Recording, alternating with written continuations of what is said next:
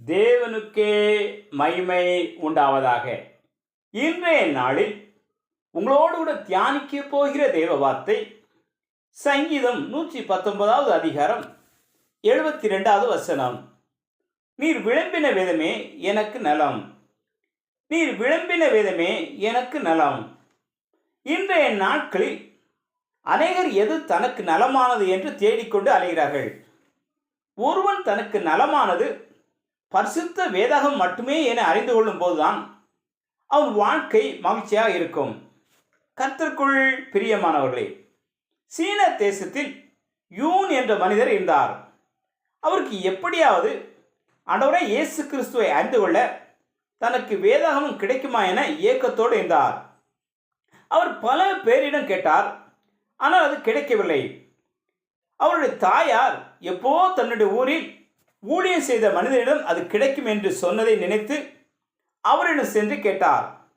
ஆனால் அவரோ அந்த ஊரில் வேதாகம் வைத்திருக்கிறவர்களுக்கு கடுமையான தண்டனை உண்டு என்பதால் அது தன்னிடம் இல்லை என்று சொன்னார்.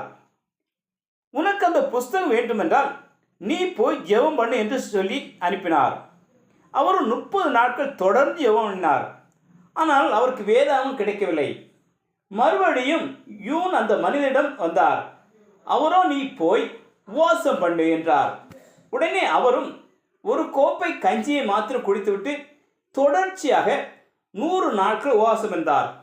ஆனாலும் அந்த பரலோக புஸ்தகம் அவருக்கு கிடைக்கவில்லை.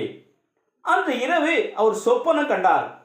அதில் 2 மனிதர்கள் இவரிடம் வந்து உனக்கு பசிக்கிறதா என்று கேட்டார்கள். அவர் ஆம் என்று சொன்னார். உடனே அவர்கள் ஒரு சிவப்பு நிற பொட்டலத்தை கொடுத்து, இது ஜீவ அப்பம், நீ எவ்வளவுதான் சாப்பிட்டாலும் அது குறையாது என்று சொன்னார்கள்.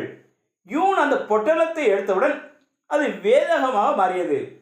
அவர் மிகுந்த சந்தோஷம் அடைந்தார். தான் கண்ட தரிசனத்தை தன் தாயாரிடம் கூறினார். அவள் இவனுக்கு பைத்தியம் பிடித்து விடுது என்று கூறினார். அப்பொழுது யாரோ கதவை தட்டும் சத்தம் கேட்டது. இவர் போய் கதவை திறந்தவுடன் அங்கு தான் சொப்பனத்தில் கண்ட மனிதர்கள் நின்று கொண்டிருந்தார்கள். யூன் அவர்களிடம் எனக்கு வேதாகமம் கொண்டு வந்திருக்கிறீர்களா என்று கேட்டார்.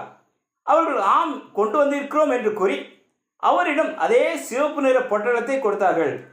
யூன் அதை பிரித்தவுடன் அதில் வேதாகமம் இருந்தது. உடனே யூன் மிகுந்த சந்தோஷம் அடைந்தார். 3ஆம் வகுப்பு வரை மட்டுமே படித்திருந்த யூன் 2 மாதத்திலேயே முழு வேதாகம படித்து முடித்தார். அநேக வசனங்களை மனப்பாடம் செய்தார்.